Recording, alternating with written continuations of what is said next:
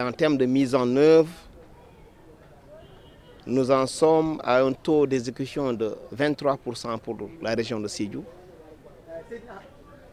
32% pour la région de Kolda et 33% pour la région de Ziguinchor. Ces taux peuvent sembler faibles, mais essayez de les comprendre par rapport à la date de lancement du plan Diomaye pour la Casamance, le 8 octobre dernier. Et il se trouve que déjà le 29 novembre, il fallait arrêter les dépenses.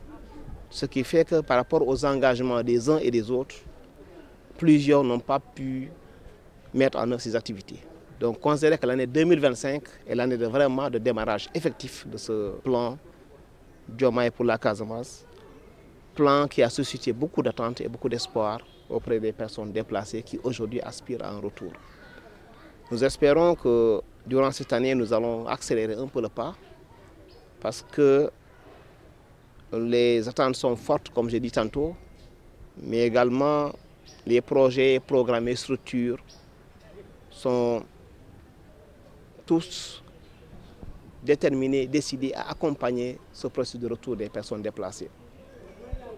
Certaines structures même qui n'étaient pas identifiées au début se sont jointes à la cadence pour apporter leur concours, pour apporter leur contribution. Je veux parler du PNUD qui a fait beaucoup de choses, l'ASER également qui n'était pas comptabilisé au début dans le lancement du plan Diomaye pour la Casamance et d'autres qui vont venir.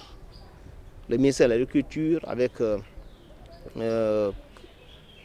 comment dirais-je, le plan Maté du gouvernement italien qui envisage de mettre 80 milliards de francs CFA dans ce PDC. Relativement au plan Diomaye pour la Casamance, il faut d'abord retenir que le plan Diomaye pour la Casamance, c'est deux axes. Le premier axe, c'est l'amélioration des conditions de sécurité et de retour des populations. Il faut qu'ils puissent rentrer chez eux parce que c'est devenu sûr et c'est devenu vivant. Premier axe. Le deuxième axe, c'est la mise en place et l'amélioration de conditions socio-économiques favorables qui permettent, je dirais, une stabilisation définitive de la région et non une stabilisation durable. Nous voulons que ce soit définitif. Alors, la décision de mise en œuvre de ce plan a été prise lors d'un conseil interministériel présidé par le Premier ministre. Et la décision majeure, c'était d'une part, en termes d'organisation, la mise en place d'un comité de pilotage inclusif dans chaque région et comité de pilotage dirigé, présidé par le gouverneur de la région, avec toutes les autres parties prenantes de la localité. En termes de budget, c'est un peu moins de 54 milliards de francs CFA qui ont été prévus pour accompagner ce plan. En termes d'évaluation, notamment sur le plan des populations qui ont décidé de retourner chez eux, nous notons deux choses. Premièrement, le nombre de villages concernés, le nombre de villages revenus à la vie est en nette croissance. Ça monte. Deuxièmement, dans les villages revenus, le nombre de ménages revenus ou reconstitués, lui aussi, il est à la hausse. C'est donc une tendance haussière dans les deux cas.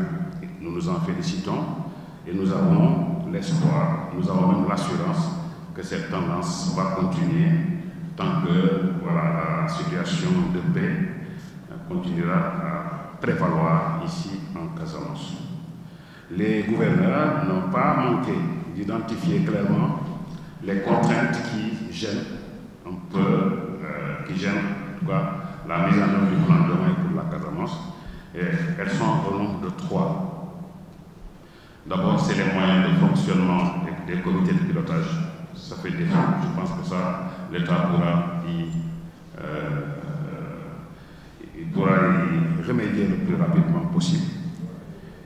Deuxième contrainte, c'est une contrainte organisationnelle. Il n'y a pas de point focal, par exemple, dans les structures de l'État permettant de pouvoir dialoguer entre le comité de pilotage et toutes les autres parties prenantes. Troisièmement, et cette dernière contrainte, elle est corollaire de celle qui est organisationnelle, c'est le déficit de communication. Jusqu'à ce matin, le gouverneur de Ziguinchor était en train de chercher des chiffres concernant l'État et ses projets ici. Il va être nécessaire, ça me fait passer à l'autre partie, c'est les recommandations, la nécessité de mettre en place des points focaux au niveau de toutes les structures, toutes les parties prenantes du plan de Maï pour la Casamance, afin de fluidifier, afin de faciliter l'échange d'informations sur les projets, leur évaluation, les points de situation, etc. etc.